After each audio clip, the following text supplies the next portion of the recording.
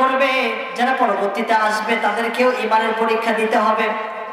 আল্লাহ রাব্বুল আলামিন কোরআনুল কারীমের মধ্যে সুন্দর করে জানায় দিচ্ছেন, ওয়ালানাবলুওয়ান্নাকুম বিশাইইম মিনাল খাউফি ওয়াল জু'i ওয়া নাকসিম মিনাল আমওয়ালি ওয়াল আনফুসি ওয়াস সামারাত ওয়া বাশশিরিস সাবিরিন।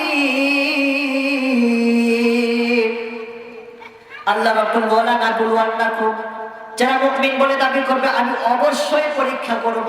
ওয়ালানাবলুওয়ান্নাকুম শব্দ দিয়ে আল্লাহ তাআলা বলতেছেন আমি অবশ্যই পরীক্ষা করব বিশাইইন, কিছু জিনিস দিয়ে, মিনাল খাউফ, তার মধ্যে প্রথম নাম্বার পরীক্ষা হচ্ছে ভয় দিয়ে। আল্লাহ পাক রব্বুল আলামিন কুরআনুল কারীমের সূরাতুস সাফের কালিমার মধ্যে জানায় দিচ্ছেন, ইয়াগফির লাকুম যুনুবাকুম ওয়া ইদখিলকুম জান্নাতিন তাজরি মিন তাহতিহাল আনহার। আল্লাহ রাব্বুল আলামিন ইয়াগফির লাকুম যুনুবাকুম, যারা ঈমান আনবে, যারা ঈমানদার হবে, আমি আল্লাহ পাক রব্বুল আলামিন তাদের জীবনের সমস্ত গুনাহ খাতাগুলো মাফ করে দিব। বলেন সুবহানাল্লাহ।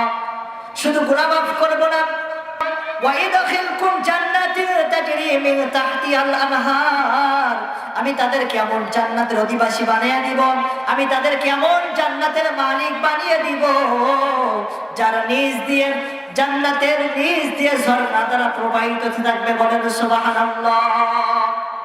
তার মানে দুনিয়ার জমিনে শুধু মুখে ঈমানদার বললেই চলবে না। ঈমানের দাবি করতে গেলে, ঈমানদার হতে গেলে আপনাকে পরীক্ষার সম্মুখীন হতে হবে। আপনাকে পরীক্ষা দিয়ে, পরীক্ষায় পাশ করে আপনাকে জান্নাতের মালিক হওয়া লাগবে। কথা বলেন ঠিক কিনা? তার বাস্তব প্রমাণ আমরা দেখেছি যে বাংলাদেশের একজন উজ্জ্বল নক্ষত্র, তাফসীর জগতের যিনি সম্রাট, শহীদ আল্লামা দিলওয়ার হোসেন সাঈদী। কথা বলেন ঠিক কিনা? আমরা এক নামেই যাকে চিনি না সবাই? এমন কোন বান্দা আছে যে আমরা এখানে আসি যারা আমরা তাকে চিনি না? আছেন কেউ? আমরা সকলেই তার ওয়াজ শুনি। কথা বলেন ঠিক কিনা? তো তার ইমানি পাওয়ার, ইমানি মজমা, আল্লাহু আকবার, বাতিলের কাছে 13টি বছর জুলুমের শিকার হয়েছে, জেল জরিমানায় তার লাইফটা কাটিয়ে দিয়েছে, তারপরে বাতিলের শক্তির কাছে মাথা নত করে নাই। কথা বলেন ঠিক কিনা? মাথা নত করেছে না।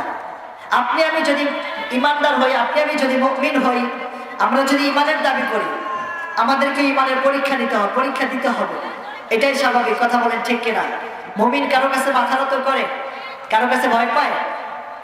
কবি সুন্দর করে জানিয়ে দিচ্ছেন, মুমিন তো কখনো মাথা নত করে না, হোক না সে বন্দী কারাগারে।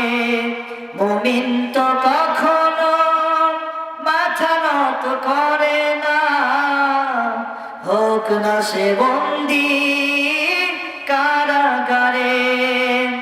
আল্লাহর ভালোবাসা যে পেয়েছে,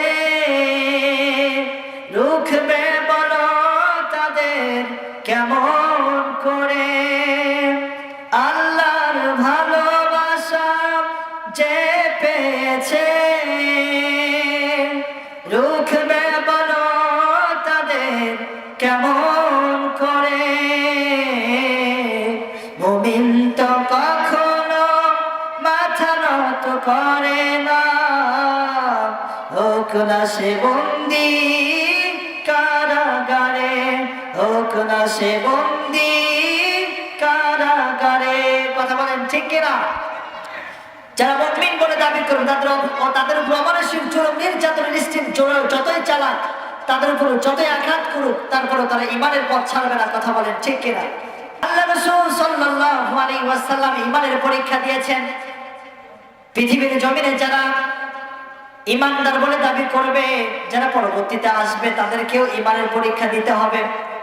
আল্লাহ রাব্বুল আলামিন কুরআনুল কারীমের মধ্যে সুন্দর করে জানায় দিচ্ছেন, ওয়ালানাবলুওয়ান্নাকুম বিশাইইম মিনাল খাউফি ওয়াল জু'i ওয়া নাকসিম মিনাল আমওয়ালি ওয়াল আনফুসি ওয়াস সামারাত ওয়া বাশশিরিস সাবিরিন। আল্লাহ রাব্বুল ওয়ালা নাকুল ওয়ান্নাকুম, যারা মুমিন বলে দাবি করবে আমি অবশ্যই পরীক্ষা করব। ওয়ালা নাকুল ওয়ান্নাকুম শব্দ দিয়ে আল্লাহ তাআলা বলতেছেন আমি অবশ্যই পরীক্ষা করব বিশাইইন, কিছু জিনিস দিয়ে, মিনাল খাউফ, তার মধ্যে প্রথম নাম্বার পরীক্ষা হচ্ছে ভয় দিয়ে। কি দিয়ে? যারা ঈমানদার বলে দাবি করবে আল্লাহ পাক রব্বুল বলতেছেন বিশাইইন, কিছু জিনিস দিয়ে আমি তাদেরকে পরীক্ষা করব। তার মধ্যে প্রথম নাম্বার পরীক্ষা তাদের জন্য আমি দিব মিনাল খাউফ। খাউফ মানে কি? ভয়। এই খাউফ মানে হচ্ছে ভয়। আমি তাদেরকে ভয় দিয়ে পরীক্ষা করব, তাদেরকে ভয় দেখাবো, তাদেরকে ফাঁসির রশি তাদেরকে আমি দেখাবো যে আপনি যদি ঈমান আনেন, ঈমানের দাবি যদি আপনি করেন, আর ঈমান যদি আপনি না ছাড়েন, তাহলে আপনাকে ওই ফাঁসির দড়ির মধ্যেও আপনাকে ঝোলা লাগতে পারে। এরকম আমরা অসংখ্য নজির দেখেছি কি দেখি নাই? আমরা অসংখ্য নজির দেখেছি। আমাদের রাকাবাররা তাদেরকে ঈমানের পথে অটল থাকার কারণে, ইস্তেকামাত থাকার কারণে তারা ঈমানের বলে বলিয়ান হয়ে তারা নিজের জীবনটাও দিতে দ্বিধাবোধ করে না। এই কথা বলেন ঠিক কিনা?